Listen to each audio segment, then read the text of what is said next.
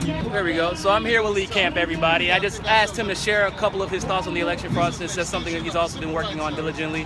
And what is your take on the election fraud and how people seem to have cognitive dissonance and don't believe that the facts are actually facts? Well, first of all, I'd like to say our thoughts are unorthodox, as is this camera angle. All right, so This is a metaphoric camera angle.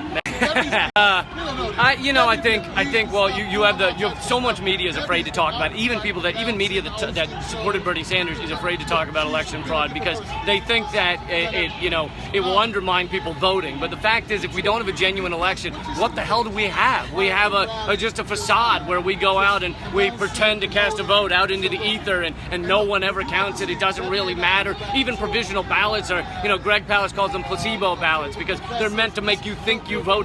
You didn't vote. You gave a ballot to someone that they put in a trunk and they ignore.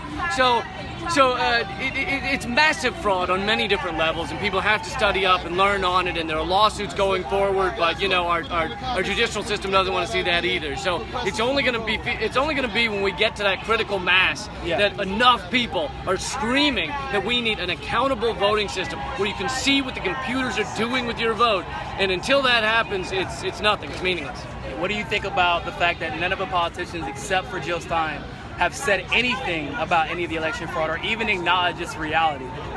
Well, it's in most of their best interest to ignore it and act like it's not happening, and that's Donald Trump, that's Hillary Clinton, that's most of the establishment. It's not in Bernie's best interest, but I think that he knows that if he were to bring it up, he'd be marked a conspiracy theorist, and that's really sad, and I'm sad he caved for that. He caved into that. I think he should have stood up and said this is not a fair election. He did do some things. He talked about the polling locations being closed. The DNC leaks that are coming out now show how the DNC rigged it against him. But like I said, it's many different levels. The DNC leaks are not showing the likely hacking of the computers, which statistics does show. So I think that there are many levels, and Bernie's mentioned some of them, but sadly he's not willing to go to the farthest point of election fraud that we're seeing. Absolutely. And I see something about the Russian hackers.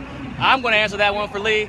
What the hell? Russian hack, and we're the conspiracy theorists. We're the conspiracy theorists. No, I love the idea of it was Russian hackers pretending to be us and simulating our real true hatred for Bernie Sanders. Yeah, exactly, and then right. They fired Debbie Wasserman Schultz, which is an admission that it's clearly they apologized. And they apologized, I think. They apologized. And they apologized. Yeah, and they apologized. Donna Brazile apologized. So if you apologize and you fire someone over it, then it's not fake. Yeah. You can't say it's fake and we're apologizing for it. It's and one or the other. that Putin magically started to love Trump. Yeah. Well, thank you, Lee Camp. We appreciate it. If you haven't, check out his show, Redacted Tonight. Airs twice a week. You have LeeCamp.com? Website? LeeCamp.net and Lee Camp on Twitter. Lee Camp on Twitter. Follow him, guys. He's awesome. Thanks, Lee. Appreciate it, man. All right. Thank you, bro.